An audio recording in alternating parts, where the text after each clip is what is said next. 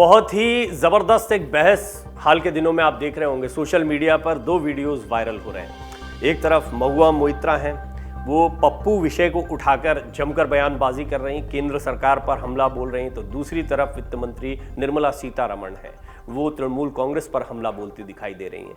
और ये इतनी दिलचस्प बहस है इन दोनों की कि इसको काफ़ी सोशल मीडिया पर वायरल किया जा रहा है। टीएमसी सांसद महुआ मोइत्रा चर्चा में बनी रहती हैं, एक बार फिर चर्चा का विषय बनी। अब उन्होंने ऐसा क्या कह दिया वो आपको बताते हैं। दरअसल 13 दिसंबर यानी मंगलवार को जब बहस शुरू हुई और महुआ मोइत्रा की बारी आई तो उन्होंने शुरुआत में ही कह डाला, पंगा मत लेना। लेकिन उन्होंने ऐसा क्यों कहा? करीब 8 मिनट की स्पीच में उन्होंने इकोनॉमिक आंकड़े गिनाते हुए कहा कि सरकार हमें 10 महीने झूठ दिखाती है, आंकड़े बताते हैं कि असली पप्पू कौन है। एक आंकड़ा गिनाते हुए खिसियानी बिल्ली मुहावरे का भी इस्तेमाल उन्होंने किया। इस दौरान उनके निशाने पर भाजपा नीति, केंद्र सरकार और उसके नेता रहे।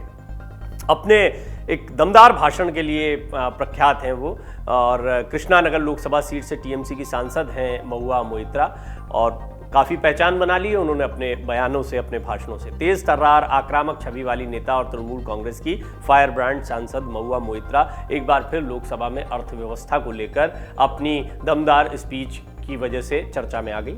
वित्त मंत्री निर्मला सीतारमण की एडिशनल ग्रांट्स की मांग पर तृणमूल सांसद महुआ मोइत्रा ने सरकार पर झूठे दावों का आरोप लगाया। सीतारमण ने लोकसभा में कहा था 2022-23 के लिए हमें 3,26,000 करोड़ रुपए का अतिरिक्त अनुदान चाहिए। लोकसभा में 2022-23 के लिए अनुदान की अनुपूरक मांगों के पहले बैच और 2019-20 के लिए अनुदान की अतिरिक्त मांगों पर भी बहस हुई।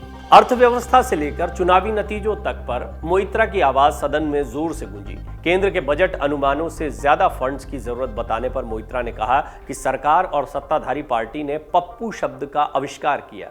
आप इसका इस्तेमाल भयानक अक्षमता जताने के लिए करते हैं। इसके बाद मोइत्रा आंकड़ों के जरिए समझाने लगी कि असली पप्पू कौन है। जवाब में उत्तर प्रदेश के डुमरियागंज से भाजपा सांसद जगदंबिका पाल ने ऐसी बात कही कि सदन में हंगामा हो गया। पाल ने प्रक्रिया समझाते हुए कहा कि अगर राज्य ऐसा करेंगे तो उन्होंने एक शब्द का इस्तेमाल किया जिस पर विपक्षी सदस्य हंगामा करने लगे। महुआ मोइत्रा टीएमसी की वो दमदार नेता हैं जो कि 2019 में एनआरसी मसले पर अपने पहले ही भाषण के चलते विरोधियों की आंखों में खटकने लगी थी। इस बार भी महुआ मोइत्रा ने अर्थव्यवस्था पर सरकार का घेराव किया। उनका कहना था कि सरकार यकीन दिलाती है कि अर्थव्यवस्था अच्छी है, लेकिन ये झूठ है। उन्होंने कहा कि सरकार हर साल फरवरी में लोगों को यकीन दिलाती है कि अर्थव्यवस्था बहुत अच्छी चल रही है, सभी को गैस सिलेंडर, पक्के घर और बिजली जैसी सभी बुनियादी सुविधाएं मिल रही हैं, लेकिन ये सब झूठ है। सच 8 से 10 महीने बाद दिसंबर में लड़खड़ाता हुआ सामने आता है। इस दौरान उनका कहना था कि सरकार ही बदनाम करने के लिए पप्पू शब्द का इस्तेमाल करती है। मेरे पास कुछ ऐसे आंकड़े हैं जिनसे आपको पता चल जाएगा कि आखिर पप्पू कौन है। इस सरकार ने ही पप्पू शब्द दिया है। पिछले दिनों ही मेरे बारे में बेसिर पैर की बातें कही गई। कहा गया कि मनरेगा फंड में घालमेल हुआ है। आपकी भाषा में मैं आपसे कहती हूं और ये असंसदीय नहीं है, पंगा मत लेना। संसद में महुआ मोइत्रा ने रामदेव बाबा पर निशाना साधा। इस दौरान बाबा रामदेव को जड़ी बूटी बाबा कह डाला। महिलाओं के कपड़ों को लेकर रामदेव के बयान पर पलटवार करते हुए महुआ बोली कि एक जड़ी बूटी बाबा ने पब्लिक में कहा कि उन्हें महिलाएं साड़ी और सलवार में पसंद है या वे कुछ भी ना पहने। रूलिंग पार्टी ने इसकी निंदा नहीं की। हत्यारा और रेपिस्ट पैरोल पर बाहर आता है और उपदेश देता है, रूलिंग पार्टी के नेता उसे सुनते हैं। सरकार पर निशाना साधते हुए महुआ ने कहा, सरकार के पास नैतिक समझ नहीं है कि सही को सही और गलत को गलत कह सकें। लोग मुझसे बोलते हैं कि सॉफ्ट हिंदुत्व के नाम पर चुप रहो।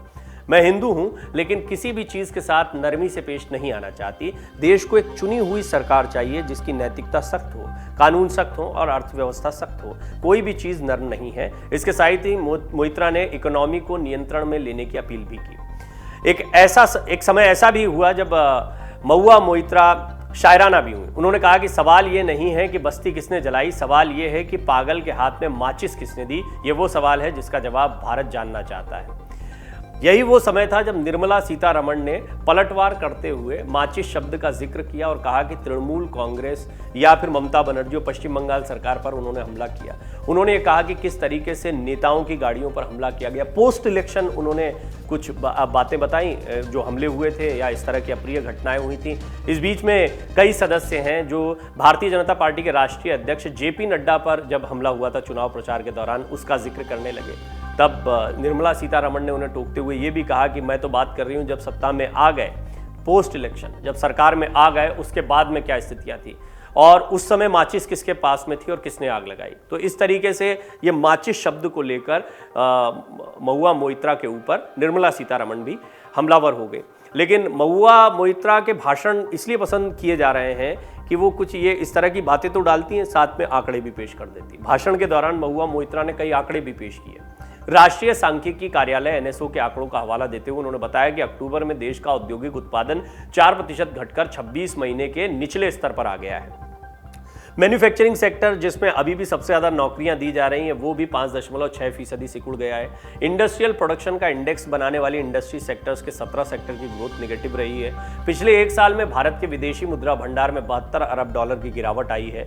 विदेश राज्य मंत्री ने पिछले हफ्ते बताया 1,83,741 लोगों ने 2002 के शुरुआती 10 महीनों में अपनी भारतीय नागरिकता त्याग दी है। केंद्र में 2014 से काबिज सरकार के 9 साल के दौरान करीब 12.5 लाख लोग भारतीय नागरिकता छोड़ चुके हैं। हालांकि ये कोई पहली बार नहीं जब महुआ मोइत्रा ने इस तरह की बातें कही। वो अक्सर चर्चा में रहती हैं अपने बयानों को लेकर। पिछले दिनों मां काली पर दिए बयान को लेकर भी वो अपनी ही पार्टी के निशाने पर आ गई थी। अगस्त 2022 में उनके लुइस विटॉन के बैग की भी खूब चर्चा हुई थी, जिसकी कीमत 2 लाख बताई गई। तब अपने बैग के कारण महुआ मोइत्रा ट्विटर पर जमकर ट्रोल भी हुई थी। वहीं अब सदन में उठे अर्थव्यवस्था के मसले पर महुआ मोइत्रा ने अर्थव्यवस्था संभालने के तौर तरीकों पर सवाल उठाया। डाउनलोड करें अमर उजाला ऐप और पाएं खबरें लगातार। अगर आप ये वीडियो YouTube पर देख रहे हैं तो हमारे चैनल को सब्सक्राइब करें और बेल आइकन को दबाना ना भूलें। अगर आप Facebook पर ये वीडियो देख रहे हैं तो हमारे पेज को लाइक करें।